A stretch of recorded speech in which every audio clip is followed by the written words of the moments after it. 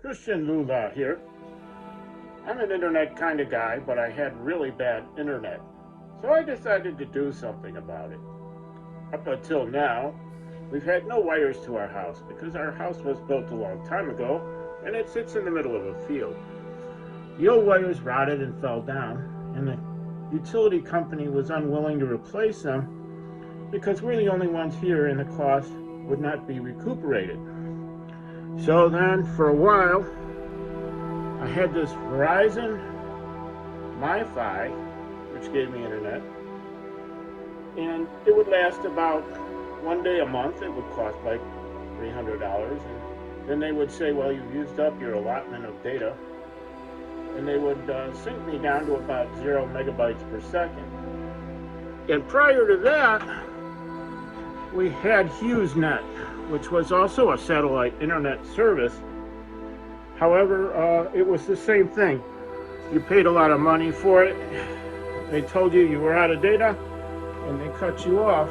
And the vast majority of the month, you got no internet. So today, I'm going to try to use some of their infrastructure so that we don't have to drill any new holes in the wall. Basically, what we have is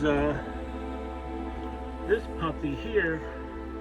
So we're gonna cut that and drag the wire through the wall so we can use the same hole to install a new satellite service that we got called Starlink. Starlink is going to be my answer. About 2 years ago, I put down a deposit of a little over $100 to hold my place in line to become a member of this up-and-coming new company started by Elon Musk. Basically, I waited 2 years, and then, you know, this whole problem cropped up with my internet. I was tired of not having any data, so I set out for I tried to get the Starlink, and they said, well, it won't be ready until the end of 2023. And I says, but you know, it's really bad here. So good old Elon, he accommodated me. He sent me this Starlink box with the promise that I don't hold him to any kind of quality of service, you know, that I might not get very fast internet with it, but as bad as things were, it didn't seem like a bad deal.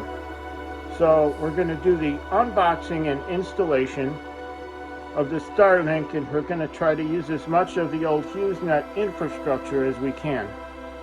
So now we will proceed with the unboxing. If we can get this box open.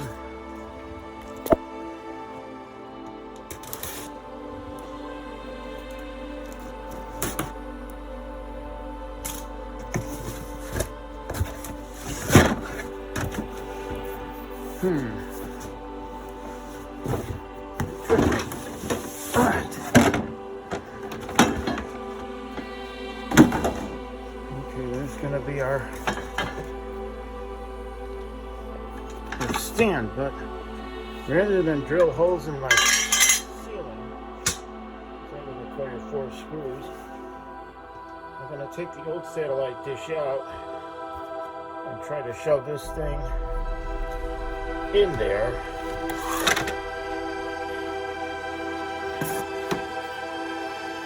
Into the stand for the old satellite dish. And this comes with everything you need to get started. It has the satellite dish here, which is very small. That thing is like 2 toasters side by side. And then it has the cable, and then this is the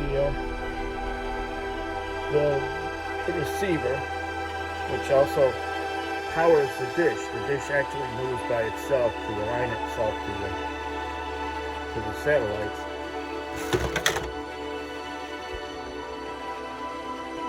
So it has the power cord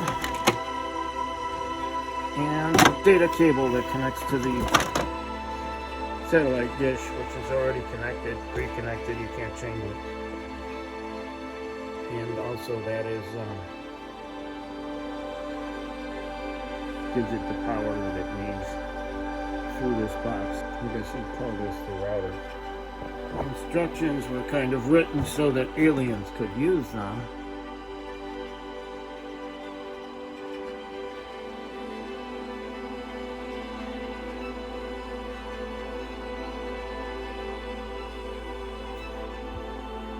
That's it. So this will be the official dog.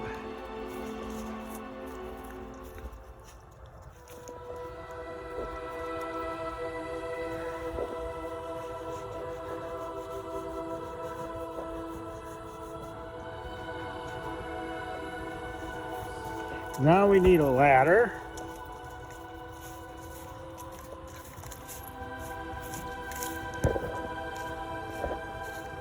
The official dog is running circles around us.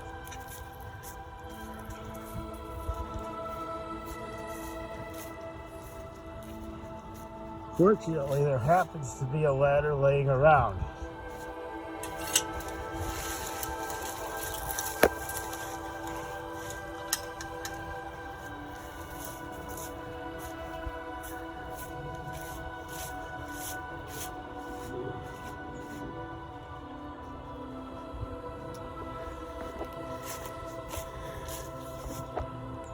Step one will be to pull the old HughesNet wire out of the wall.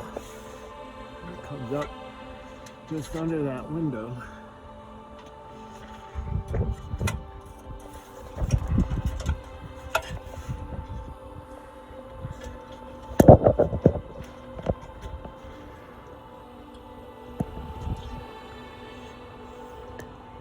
Right about there.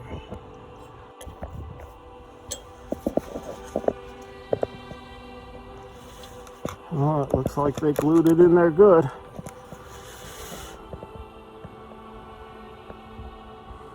I think what's going to have to happen is we'll just cut it for now. And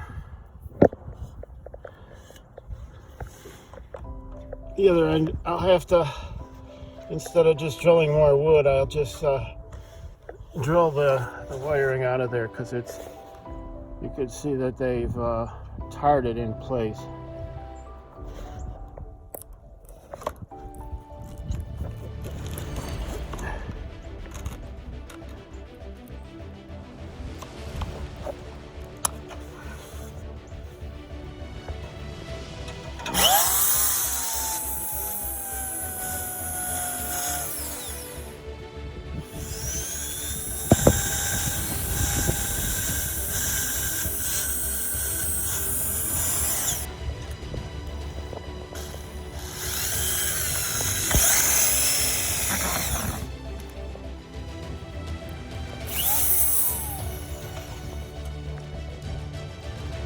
Oh, you got that in there.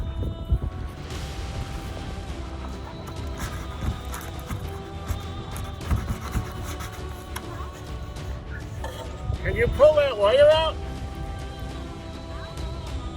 Yeah.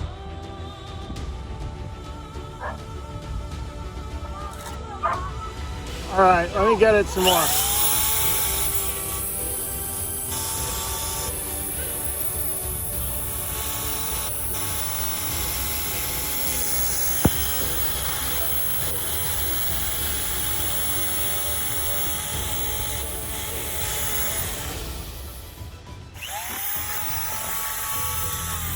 Hey, John, why so glum? I hate my job, Ruth. It's dull and boring. Then do what I did. I went to Bob's Temps. They found me a great job. Wow! That's a great idea! Bob's Temps, you say? Bob's Temps.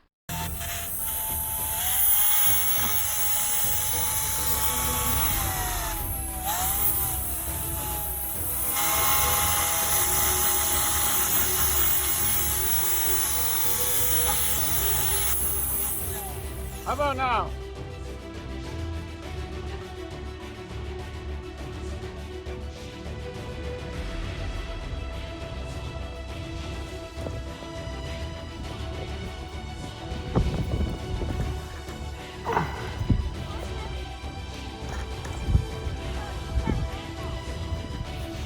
Alright, we got it.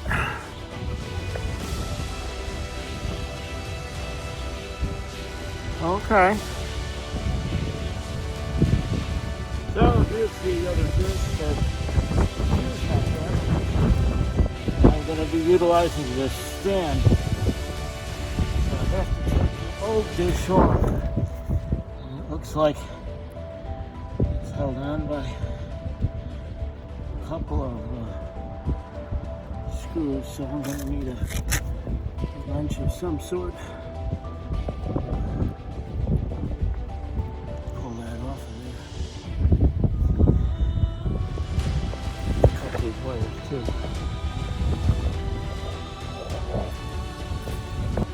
Okay. These screws are two lower screws off. I just pulled up on it. Came off, so put the wire over there. It's ready to go down, and I'll bring up the new one. Don't like where this one sits exactly, so I'm gonna move it over here where I have a clearer view of the sky.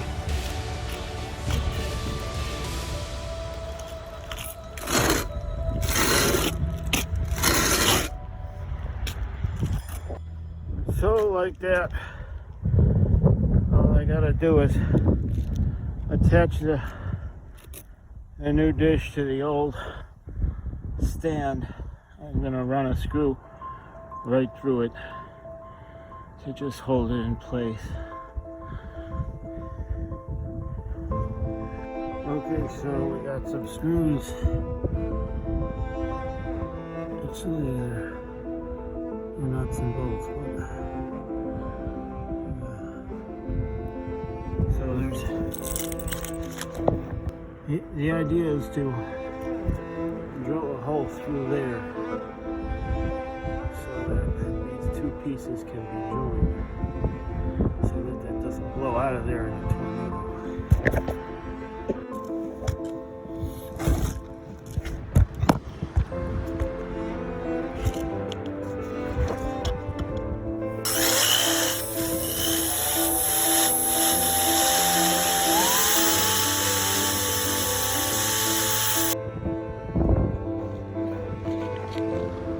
About like that.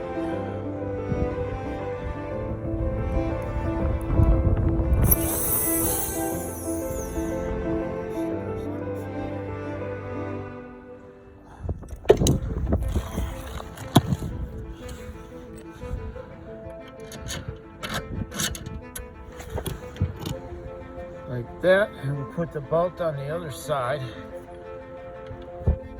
and that should hold it fairly straight. If we wanted to cross one the other way, have it super tight, which might not be a dumb idea. We'll think about that. So I ended up doing it just to say I did. Hopefully it won't fall out of there. So then I'm just going to tighten these screws up. So the end of this cable here, which goes to the network router, is too fat to fit through the wall. So I'm going to have to cut it and then splice it.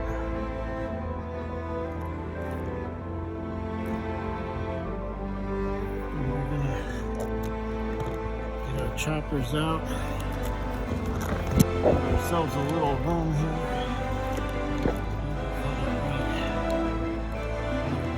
Here, which is plenty of space for screwing around later.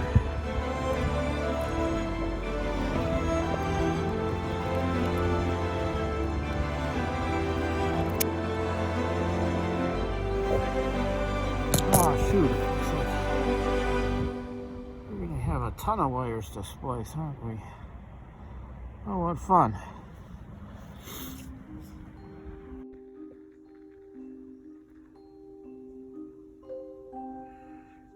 So it's a lot of fine wires. I'm gonna see at the hardware store if I can get a better splice of butt splicers, because these are too hard to work with. Okay, there was a lot of wires in there. So hopefully it all holds together. Yeah, so once I've got all the 17 wires strung together, I put all the wiring in this box because there was a lot of excess wires, and I kind of taped everything where they connected together with electrical tape so that nothing moved, because it's obviously the weak point in the cord. And then I plugged in this router, and I put in the power cord and the cord from outside, which now runs through the old fuse nut hole. And it didn't occur to me, like, I ran the app and it said to check for spots and stuff, but I had already put the antenna up there, and I knew it had to face north, so I kind of faced it north, and it did align itself when I turned it on, and then I couldn't figure out, like, where is it, in the networks, and it actually called itself Stinky, which is why I couldn't find it. It didn't occur to me that Starlink and SpaceX would name their network Stinky.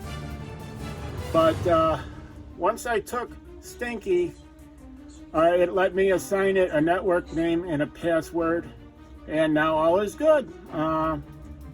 So that's that. Setting up Starlink. It was a challenge, but it's over now. So my final thought was that,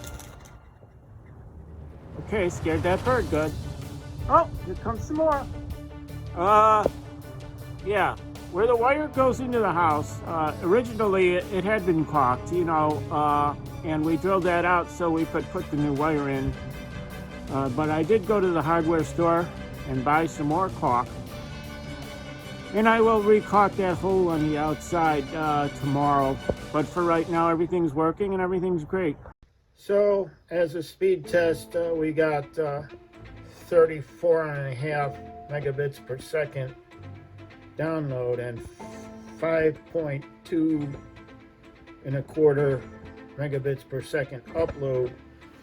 So, what they say is that the network improves itself and doesn't really peak out for a couple of days, and tonight is very cloudy as well. I don't know if that has anything to do with it, but this is a major victory for me. I've never had internet this good, so that's awesome.